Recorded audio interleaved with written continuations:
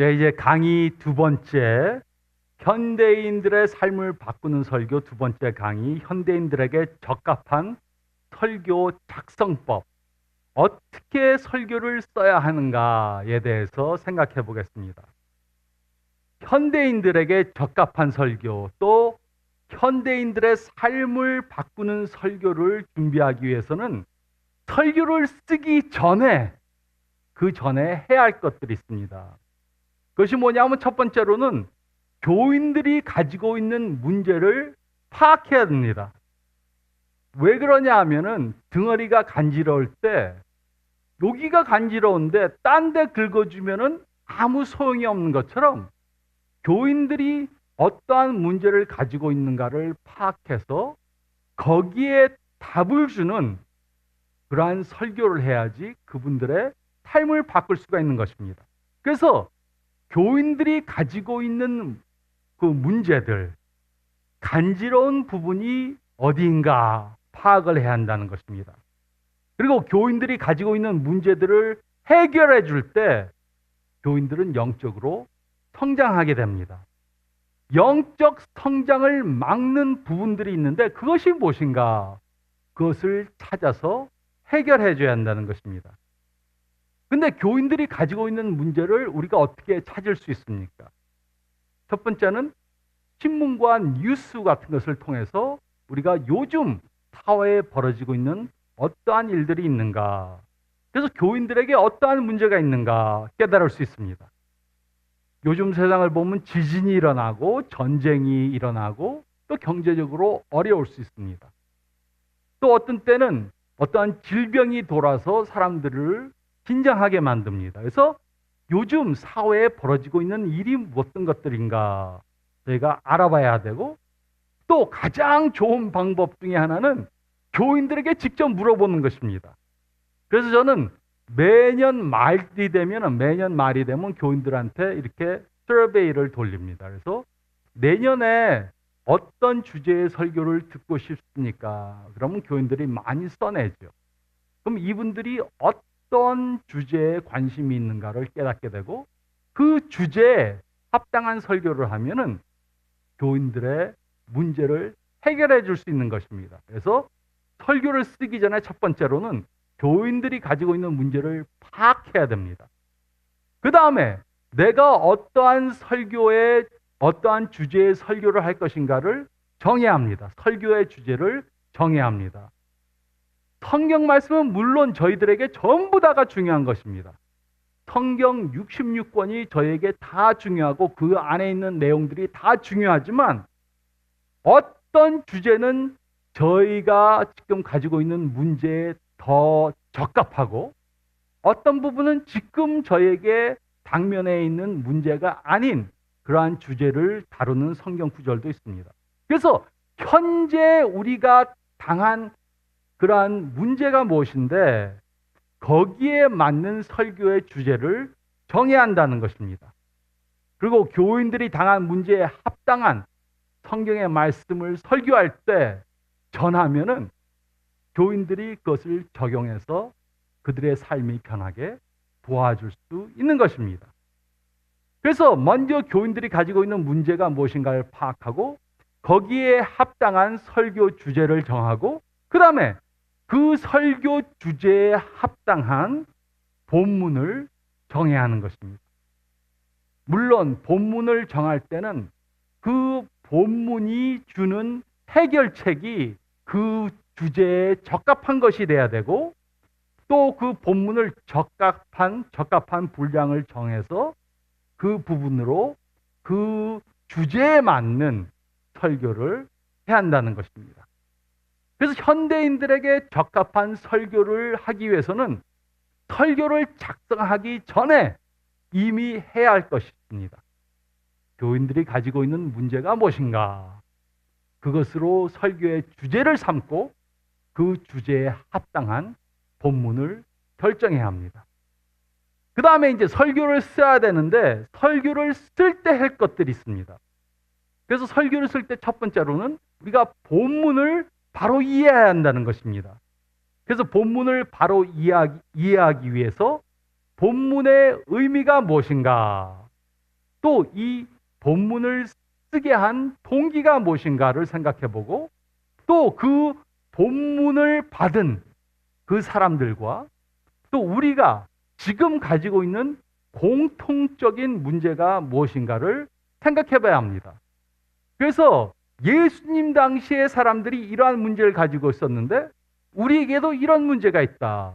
그래서 공통적으로 가지고 있는 문제가 무엇인가를 우리가 생각해 봐야 합니다.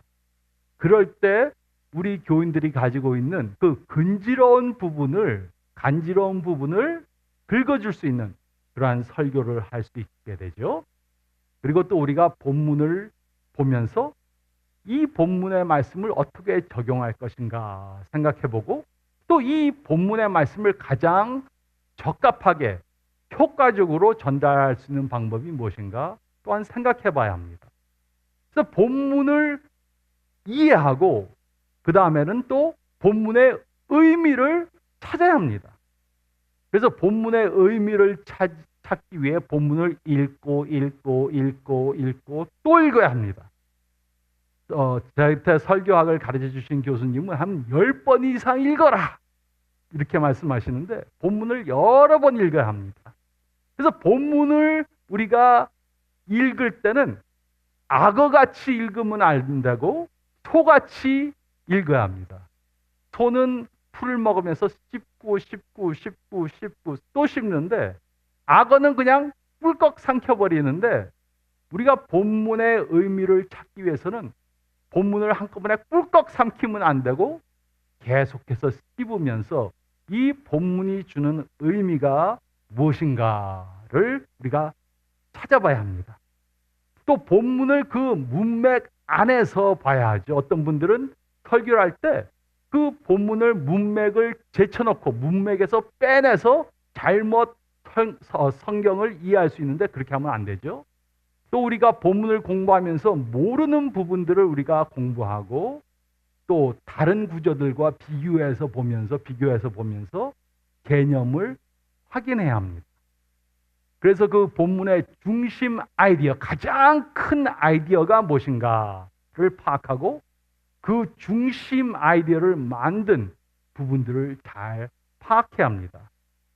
그래서 이것을 다 행한 후에 본문이 주는 말씀이 무엇인지 우리가 임시로 결론을 줘야 합니다.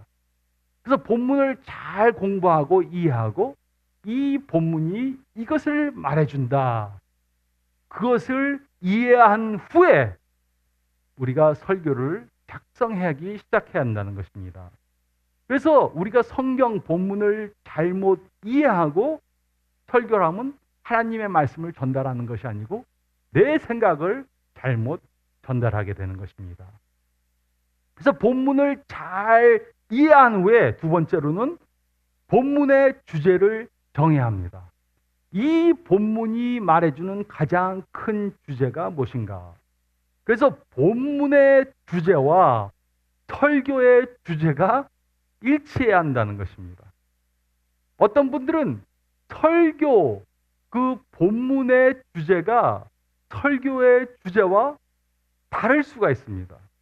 저는 어떤 때 설교를 들으면서 이 설교 주제는 이 본문보다는 다른 본문이 더 좋겠다 생각할 때가 있는데 성경의 그 본문을 잘 이해함으로 그 본문의 주제를 깨닫고 그 본문의 주제와 내가 오늘 전하는 그 설교의 주제와 일치하게 만들어야 합니다.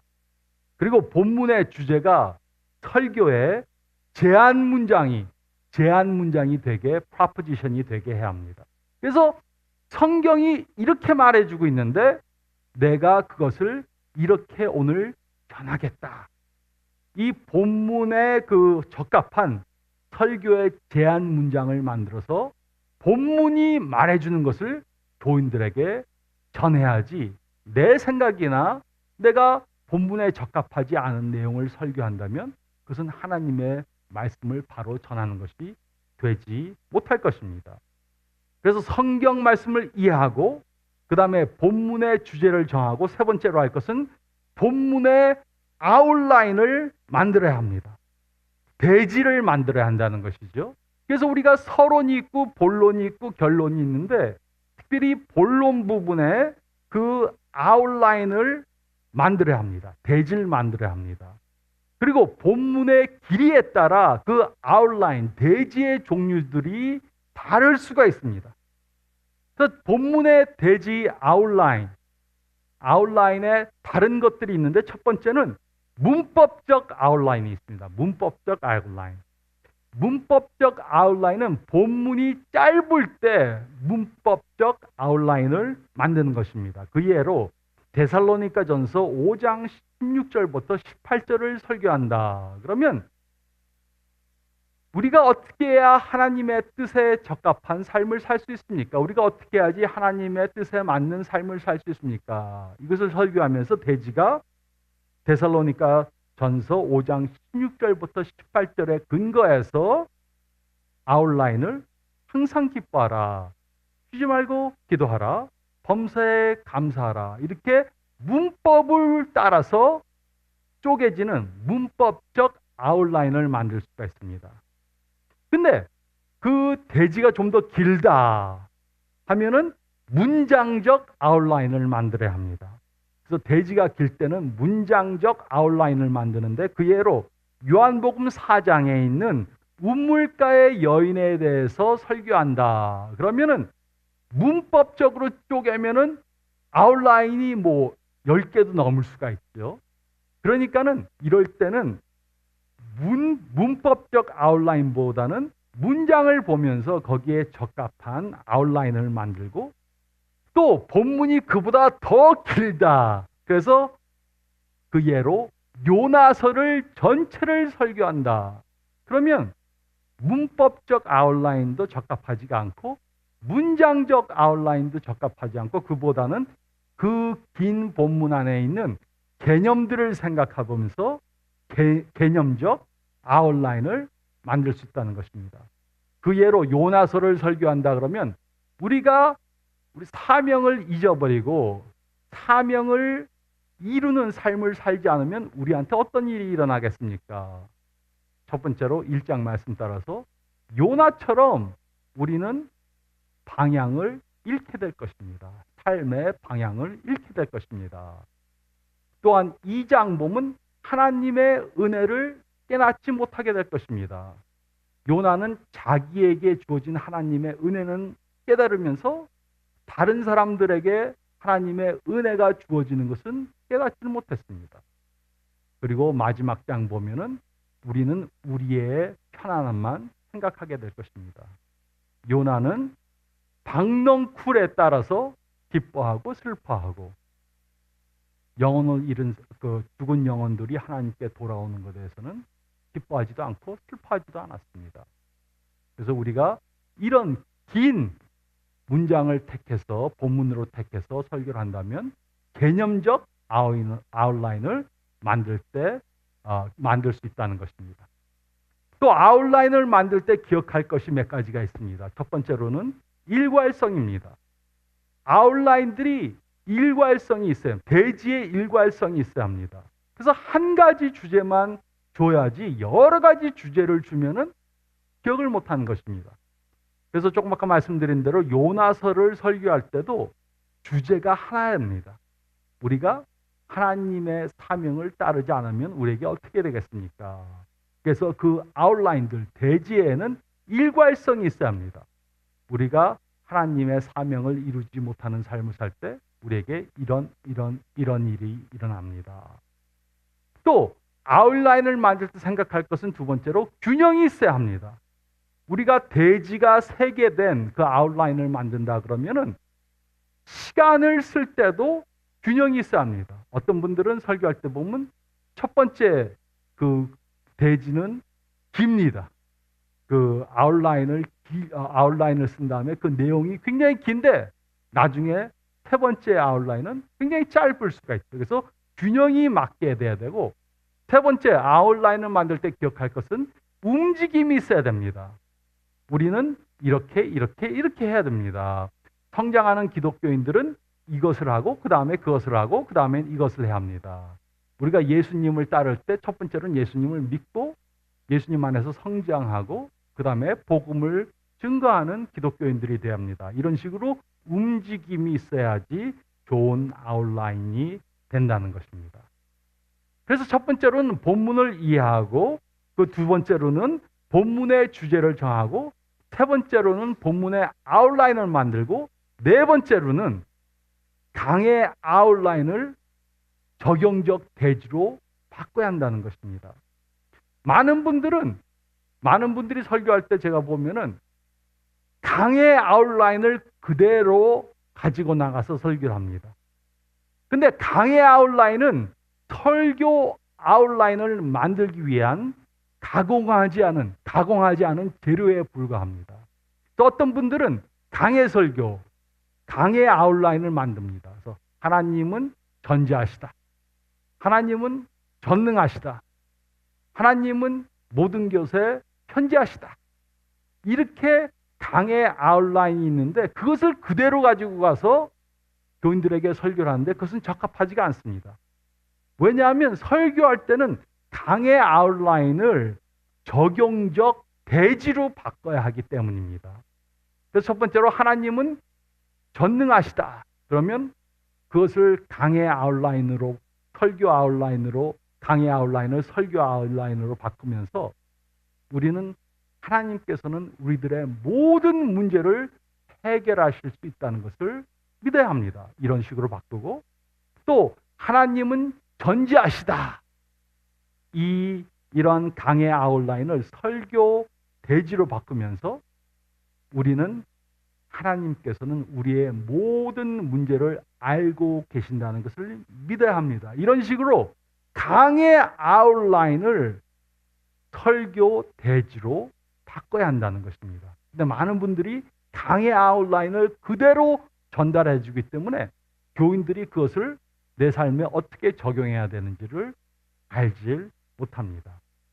또 강의 아웃라인에는 많은 것들이 들어올 수 있는데 설교 아웃라인에 설교 대지에서는 전부 다 그것을 사용할 필요가 없다는 것입니다. 전부 다 사용하면은 너무 그 주제들이 많아질 수가 있기 때문에 한 주에는 한 가지 주제에 적합한 대지들, 그러니까는 강의 아웃라인의 모든 것을 전부 다 설교 대지에 포함하지 않을 수도 있다는 것입니다. 물론 그 본문 안에 좋은 내용들이 너무나도 많기 때문에 많은 것을 주려고 하는 것이 많은 설교자들이 하는 것이지만 그렇게만 하면은 많은 분들이 너무 많은 주제를 들었기 때문에 무엇을 적용해야 되는가, 또 오늘 들은 설교의 주제가 무엇인가를 기억할 수 없다는 것입니다. 그래서 매주 한 가지 주제만을 전해줘야지 그것을 교인들이 붙잡고 일주일 동안 살아갈 수 있는 것입니다. 그래서 강의 아웃라인을 설교 대지로 바꿀 때는 강의 아웃라인을 듣는 사람들이 적용할 수 있도록 적용적 대지로 쓰라는 것이 제가 강조하는 것입니다. 대지부터 적용적으로 줘야지 이분들이 내가 이번 주에 이대로 살아야 되는구나를 깨달을 수가 있지, 강의 아웃라인을 그대로 주면은 교인들이 그것을 어떻게 적용해야 되는지를 알지 못합니다. 그래서 저는 항상 우리는 이렇게 해야 합니다. 아니면 우리는 이것을 깨달아야 합니다. 아니면 우리는 이것을 기억해야 합니다. 이런 식으로 꼭 대지를 줄 때 적용적으로 준다는 것입니다. 그래야지 내가 이번 주에 이렇게 해야 되는구나를 교인들이 분명히 깨닫게 되는 것입니다. 그래서 이렇게 강의 아웃라인을 적용적 대지로 바꿔서 교인들한테 줘야 됩니다. 그 다음에 일단 적용적 대지를 썼으면은 이제는 원고를 써야 됩니다. 다섯 번째는 원고를 작성해야 합니다. 어떤 분들은 설교할 때 원고를 쓰지 않는 분들이 있습니다. 그리고 아웃라인만 가지고 나가서 설교를 하는데 그렇게 설교하다 보면 잘못하면은 설교하다가 삼천포로 빠지죠. 설교하는데 좋은 이야기가 생각나니까는 거기다 집어넣고 하다 보니까 내가 왜 이 이야기를 했던가 잊어버리고 이렇게 설교하면 안 됩니다. 그래서 물론 설교를 외워서 아웃라인만 가지고 나가서 설교할 수도 있지만 저는 모든 분들한테 말하는 것이 일단 설교 원고를 그대로 다 쓰라 하는 것입니다. 어떤 분들은 자기 생각대로 설교하면서 모든 것이 막 아이디어가 튀어나오면 모든 것이 전부 다 하나님이 줬다 그래갖고는 설교라니까 어떤 설교는 20분도 되고 어떤 설교는 50분도 되고 설교 길이가 막 바뀌는데 특별히 교회에 예배가 여러 개가 있든가 또 요즘같이 바쁜 현대인들은 설교 시간이 항상 똑같길 원합니다. 그래서 우리가 설교를 할 때는 항상 저는 원고를 일단 작성하라. 그리고 그것을 외워서 아웃라인만 가지고 나가서 설교하더라도 원고를 일단 작성하라고 제가 권합니다. 그리고 설교 그 전체 아웃라인을 만들 때 아까는 저희가 설교 대지를 만드는 것을 말했지만 설교 전체 아웃라인을 만들 때 그 설교 전체 아웃라인에 들어가야 하는 것들이 있습니다. 그것이 무엇입니까? 첫 번째는 서론과 본론입니다. 설교에는 항상 서론이 있어야 되고 그 다음에 결론이 있어야 합니다. 처음에 시작하는 서론과 마지막 결론. 그래서 첫 번째로는 서론 때는 교인들이 가지고 있는 문제를 지적해 줌으로 해서 교인들로 그 설교가 나의 삶에 중요한 것이라는 깨달을 수 있는 그러한 서론을 주고 결론에서는 그 본론 부분에서 말한 그것을 행하겠다고 결신할 수 있도록 그러한 결론을 만들어서 줘야 하는 것입니다. 그 다음에는 제안 문장이 필요합니다. 제안 문장은 오늘 설교를 통해서 내가 무엇을 주겠다. 이것을 말해주는 것입니다. 오늘 설교를 통해서 내가 무엇을 이루고자 하는가. 그것을 쓴 제안 문장이 서론과 본론 중간에 들어가야 합니다. 여러분들 외롭지 않습니까? 그 다음에 제안 문장은 성경 말씀을 보니까는 우리가 외로움을 이기기 위해서는 다음의 것들을 해야 합니다. 이렇게 제안 문장을 줘야 되는 것이죠. 그 다음에 대지가 들어갑니다. 대지. 대지는 적용적으로 써야 되고 대지가 하나도 될 수가 있고 두 개도 될 수가 있고 세 개도 될 수 있고 네 개가 될 수 있다. 그래서 많은 경우 많은 설교학을 가르치는 교수님들은 네 개 이상이 되면 너무 많기 때문에 기억을 못한다. 그래서 한 두 개나 세 개 정도가 적합하다. 이렇게 말씀하시죠.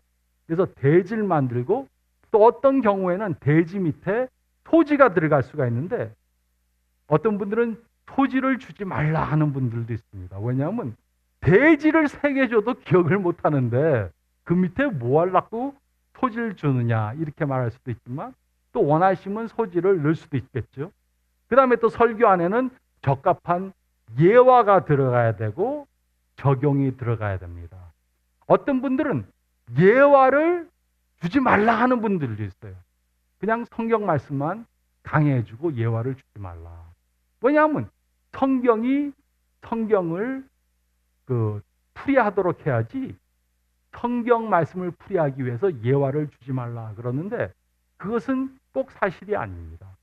우리가 예화를 주는 이유가 여러 개가 있지만 그 중에 하나는 우리가 예화를 통해서 감동을 주고 나도 이렇게 살아야 되겠다 하는 그러한 결심을 하도록 도와주는 것이 예화가 될 수 있습니다. 그래서 예화를 집어넣고 또 적용을 줘야 되는데 어떤 분들은 적용도 주지 말라. 왜냐하면 성경 말씀을 가르치기만 하면 성령님께서 그들에게 적합한 적용을 주실 것이다. 이렇게 말하는데 꼭 그것은 사실이 아닐 수도 있습니다. 왜냐하면 설교자가 설교를 쓸 때 성령님께서 설교자에게 교인들에게 필요한 적용을 깨닫게 줄 수가 있기 때문입니다.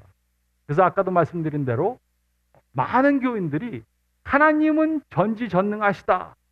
이 하나님의 말씀의 진리를 주어도 그것을 내가 어떻게 삶에 적용해야 되는지 깨닫지를 못합니다.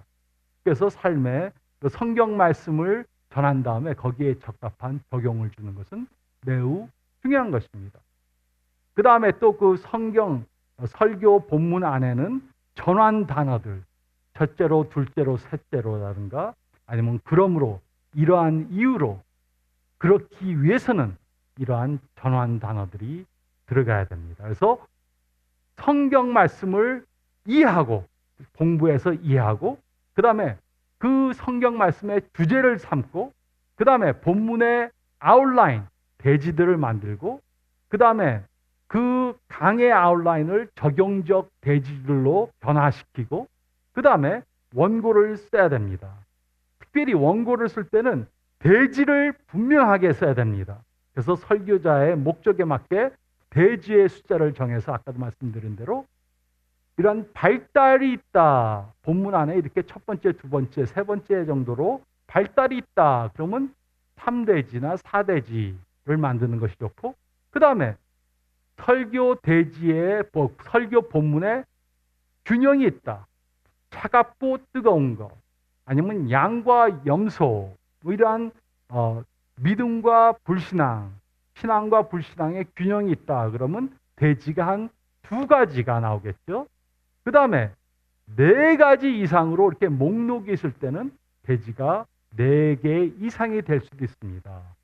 그래서 대지를 정하는데 대지를 기록할 때 모든 대지들은 본문에 입각해야 한다는 것입니다. 그리고 본문에서 발치돼야 됩니다. 본문에 없는 것을 우리가 설교하면 그건 하나님 말씀을 더한 것이 아니죠. 그래서 제자들한테 예수님께서 이렇게 명령하시는 부분이 있는데 그 부분에서 우리가 하나님이 말씀하신 것을 전해줘야지 그것이 아닌 다른 것을 집어넣으면 안 됩니다. 예수님께서 제자들에게 나를 따르려면 이렇게 하라 말씀하셨는데 우리는 성령 충만한 삶을 살아야 됩니다. 그건 틀린 얘기가 아니지만 예수님께서 제자들과 있을 때는 아직 성령이 내리시지가 않아서 성령이 움직이시지 않았습니다. 그들 안에서 물론 그들 밖에서는 움직이셨지만 안에 거하시지가 않았습니다. 그래서 우리가 본문의 대지에 입각한 그러한 말씀을 증거해야 한다는 것입니다. 그리고 대지는 적용적이어야 하고 교인들이 가지고 있는 문제를 다뤄야 합니다. 교인들이 가지고 있는 문제를 해결해 주지 않는 그러한 말씀은 그때보다는 딴 때, 그것이 적합할 때 주는 것이 더 옳은 것이죠. 그래서 대지는 적용적이어야 하고 교인들이 가지고 있는 문제를 다루어서 지금 이 교인들이 가지고 있는 문제가 무엇인가 그것에 대한 해결책을 줘야 한다는 것입니다. 그리고 대지들에는 일괄성이 있어야 하고 간략해야 하고 서로 유사해야 하고 균형이 있어야 하고 진행이 있어야 합니다. 그래서 일괄성이 없으면 여러 가지 주제를 주는 것이고 간략하지 않고 대지가 너무 길면은 기억할 수가 없고 서로 유사하면은 기억하기가 쉽고 균형이 있어야 되고 움직임, 진행이 있어야 한다 하는 것입니다. 그러므로 설교자가 교인들에게 삶을 바꾸게 도와주는 그러한 설교를 하기 위해서는 설교자는 자신의 설교를 자신이 준비해야 한다는 것입니다. 제가 어떤 목사님들하고 얘기하면은 그 목사님들이 이렇게 말씀하셔요. 강 목사님이 주일 설교했습니까? 물론이죠. 근데 어떤 분들은 설교를 자기가 작성하지 않는 분들이 있습니다. 설교 준비팀이 있어서 이분들이 설교를 준비해주면 목사님이 그것을 보고 좀 이렇게 교정해서 가지고 나간다. 이렇게 하는 분들이 있는데 여러분들 설교는 설교자가 써야 합니다. 그래서 내가 공부하고 내가 은혜 받은 것을 전해야지 다른 사람이 공부하고 다른 사람이 은혜 받은 것을 가지고 나가서 전하면은 물론 성령님께서 역사하셔서 은혜를 끼치는 설교, 또 삶을 바꾸는 설교를 할 수 있지만 굉장히 많은 것을 성령님께 요구하는 거죠. 그렇게 하지 말고 자기 설교는 자기가 쓰라. 그리고 설교자는 한 편의 설교를 위해서 많은 시간을 투자해야 합니다. 어떤 분들은 그렇게 말해요. 그렇게 성경을 공부하고 또 성경의 그 본문의 주제를 만들고 본문의 아웃라인을 만들고 강의 아웃라인을 적용적 대지로 바꾸고 설교 원고를 쓰고 이렇게 하려면 시간이 굉장히 많이 걸리는데요. 걸릴 수밖에 없습니다. 그리고 설교하는 분은 그 설교를 위해서 많은 시간을 투자를 해야만 합니다. 미국에 아주 설교를 잘하신다는 분들이 있는데 그 중에서 존 맥카터 목사님하고 찰스 스윈덜 목사님은 저한테 이렇게 말씀하셨어요. 이분들은 주일날 한 편 설교를 쓰기 위해서 40시간을 투자하십니다. 40시간. 물론 많은 목회자들이 설교 준비 외에도 다른 많은 할 일들이 있습니다. 근데 어떻게 40시간을 투자합니까? 설교자가 하지 않아도 될 일들은 좀 빼고 설교자가 설교를 준비해야지 다른 사람들이 대신해 줄 수가 없습니다. 그 설교를 설교자가 작성해야 하고 그것을 위해서는 많은 시간을 투자해야 합니다. 그리고 또 제가 아주 즐겨 듣는 설교자이신 앤디 스탠리 목사님은 주일 설교를 언제 쓰냐 하면은 2달 전에 써놓으십니다. 보통 2달 전에부터 설교를 작성해 놓고 거기에 또 뺄 것 빼고 더할 것 더하고 2달 동안 설교를 준비해서 항상 설교를 2달 전에 쓰기 시작하세요. 그러니까 좋은 설교가 나오는 것입니다. 그래서 물론 설교하시는 목사님들 굉장히 바쁘시지만 설교가 하나님의 은혜의 통로가 된다는 것을 깨닫고 설교에 많은 것을 투자함으로 교인들이 삶이 바뀔 수 있도록 도와주시기 바랍니다. 이런 설교를 하시는 여러분들 되시기를 간절히 축원드립니다.